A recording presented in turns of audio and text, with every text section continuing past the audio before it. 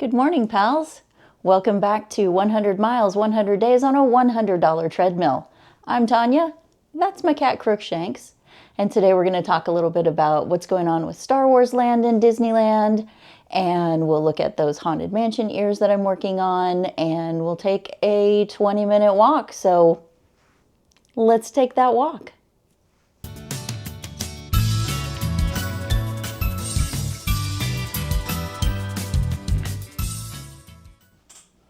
All right, pals, you ready to get started? Here's the countdown.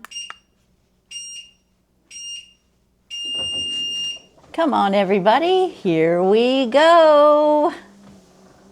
And let's ramp it up.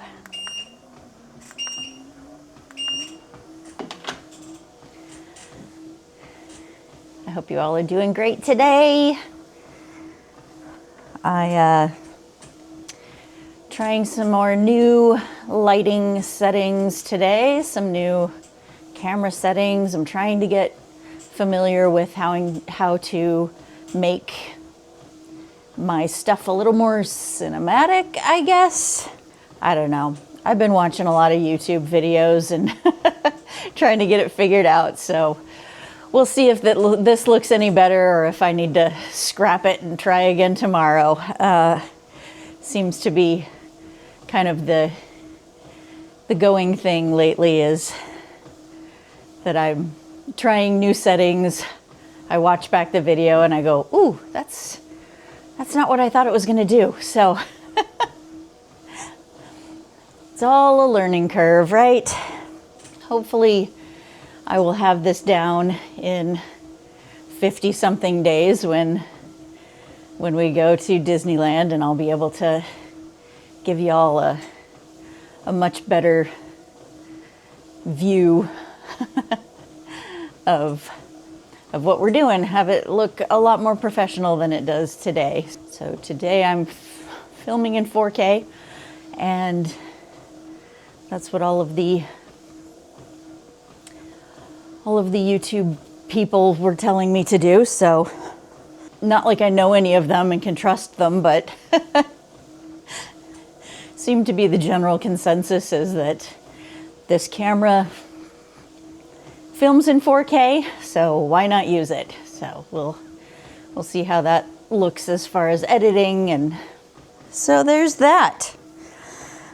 Hope you guys enjoyed the stuff that we did over the weekend. Chris and I learned a lot with, again, trying different settings on the cameras or camera, and using different filters, lenses, all kinds of good stuff. So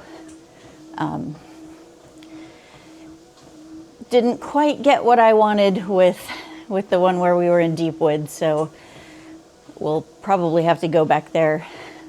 I will want to go back there and do it again, just because I wanted it to be more cinematic than what it turned out to be. Just didn't quite have the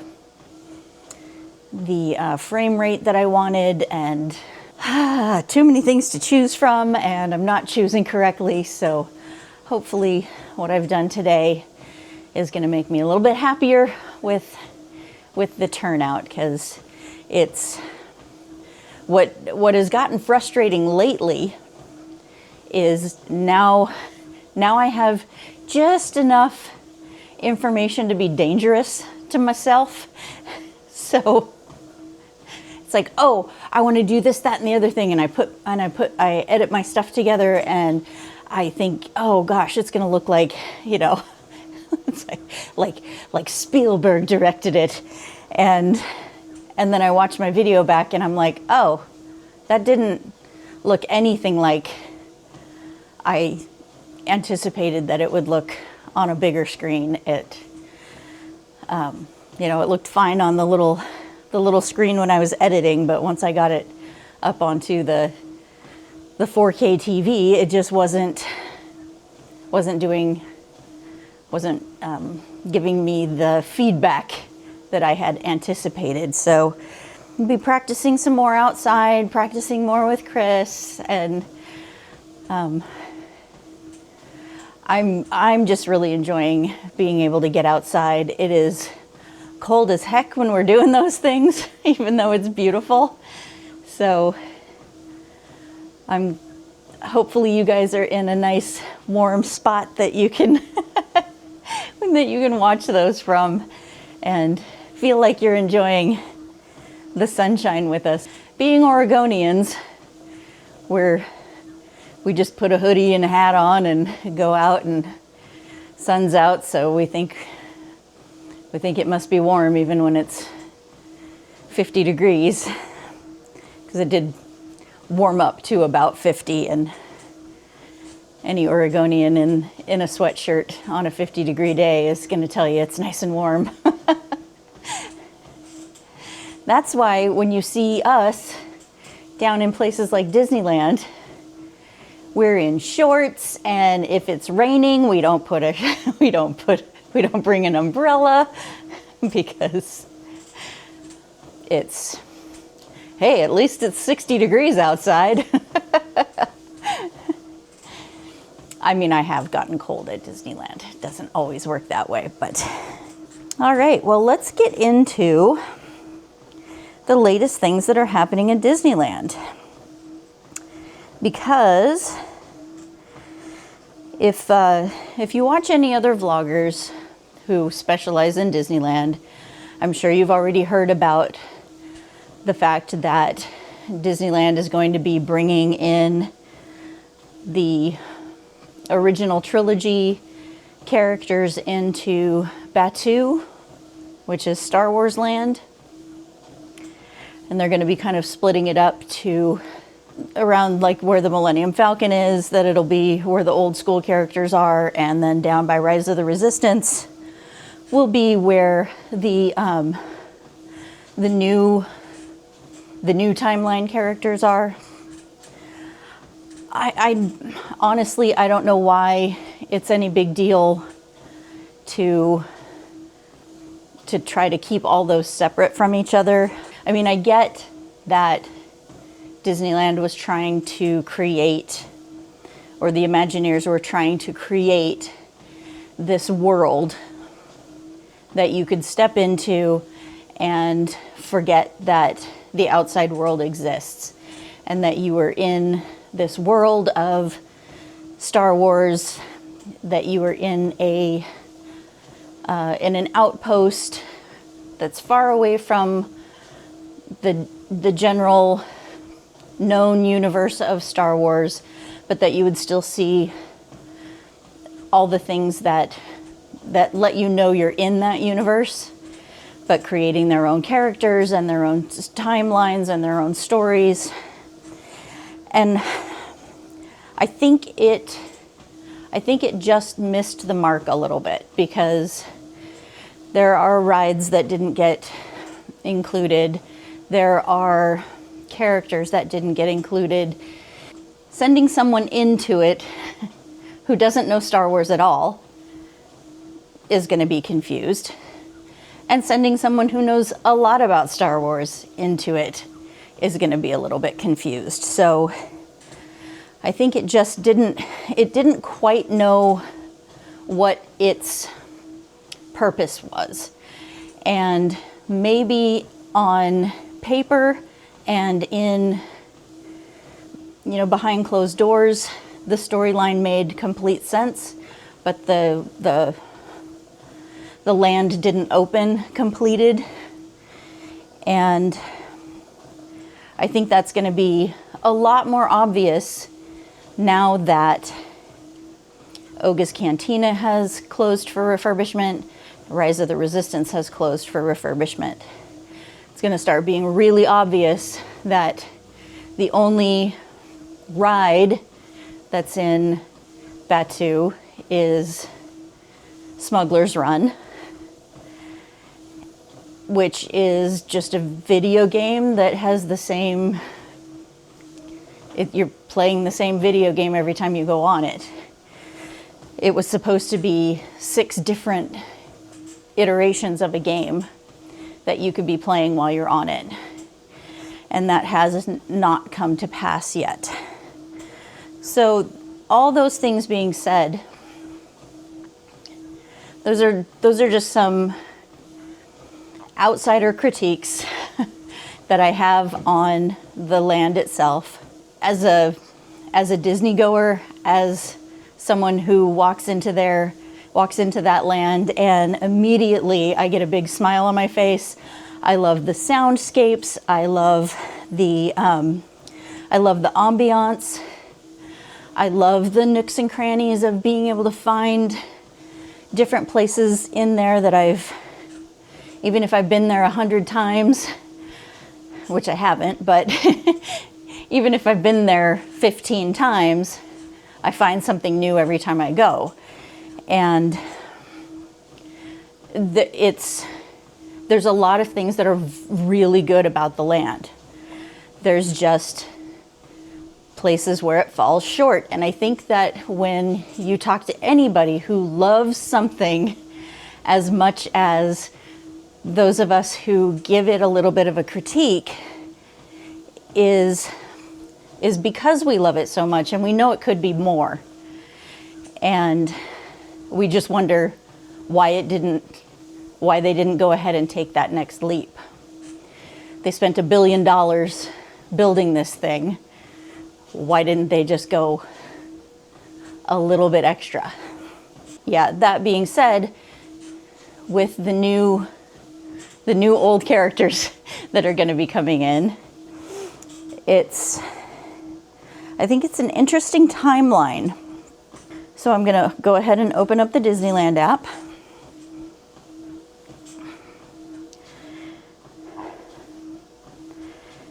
And once we're on that landing screen, we're just going to scroll down to that spot where it tells us what day it is, what time the park is open today. And we're going to click just on that castle, and it will open up our park and hours info. So we'll see what time everything is open until today. And if we scroll down a little bit, we see that Haunted Mansion is now closed. They do a thing every year where Haunted Mansion goes down so that they can take the Christmas overlay out and put the regular Haunted Mansion back in. So that's what's happening there. And that's usually only about a 2-week downtime for that. And that's absolutely normal, happens every year. Nothing to worry about. Oga's Cantina and Star Wars Rise of the Resistance are now closed for refurbishment as well. And if we scroll back up and scroll across to as far out as we can go, which is March 3rd at the moment, we can scroll down and see that Oga's and Rise are still marked for under refurbishment at that time. So these are extended closures. And like I said, that's going to be something that will make these shortcomings in Batuu a little more noticeable. Hopefully they will bring more characters out, more shows, more things for people to do while they're there, because just the Millennium Falcon Smuggler's Run and the shops and restaurants and the, being able to build a lightsaber or a droid, I don't think those are enough things to really keep that land feeling vibrant with the Cantina closed and Rise of the Resistance closed. The two things that really keep that area hopping with people. It'll be interesting to see when I go in March if it's still under refurbishment. Then I'm kind of assuming that these are going to be long refurbishments, and I'm not expecting that by the time I get there in March that they're going to be opened back up. My expectation is that those rides are going, or that ride and Oga's Cantina are going to be opening back up, either rolling a few days, weeks beforehand, or at the same time as the Star Wars Celebration nights start, which is April 28th, I believe, is the first Star Wars night. And they have the timeline that they have set for the new characters to show up, which is like Han Solo, Princess Leia, Darth Vader, Luke Skywalker, the original trilogy characters that are going to be showing up. They have them scheduled to start on April 29th. My guess is that those characters will debut on the 28th at the first Star Wars night. It just doesn't make much sense for them to debut the day after. So my guess would be that they would be doing a hard opening of those characters on the 29th, when they've done a soft opening the night before to the people who love Star Wars the most, the people who are paying extra to go to a Star Wars event. And on that note, do you guys want to check out what I've done with the Haunted Mansion ears? Of course you do. Whether you want to or not, that's what we're gonna do. So let's take a look. Okay, pals, we are back to working on the Haunted Mansion ears. As has been noted, they have Jimmy bite marks in them. My cat got a hold of them. I don't know how, but he did. So what we're gonna do today is we've gotten the veil with the light up flowers on it.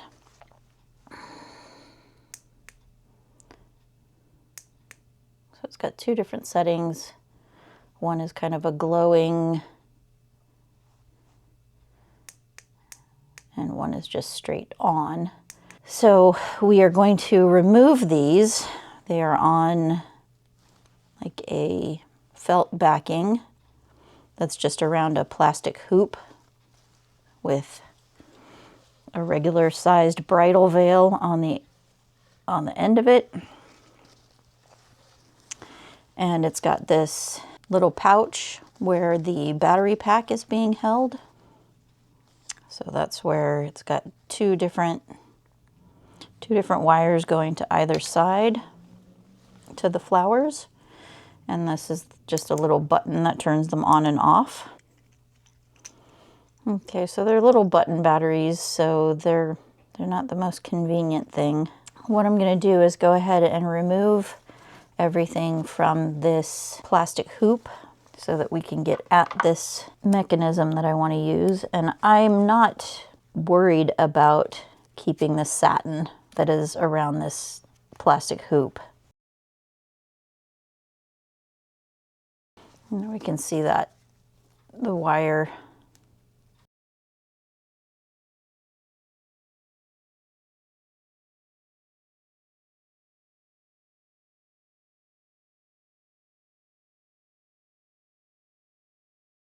just going to be careful when I come around, back around to where the wire is coming in, because I definitely don't want to slice that. I'm going to go back to my little scissors here so I have a little bit more precision.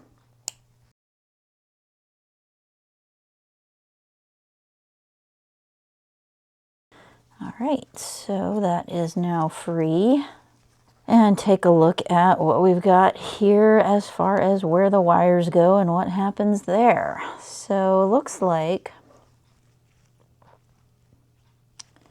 goes through the fabric and into that piece, that felt piece here that's holding these on. So I am going to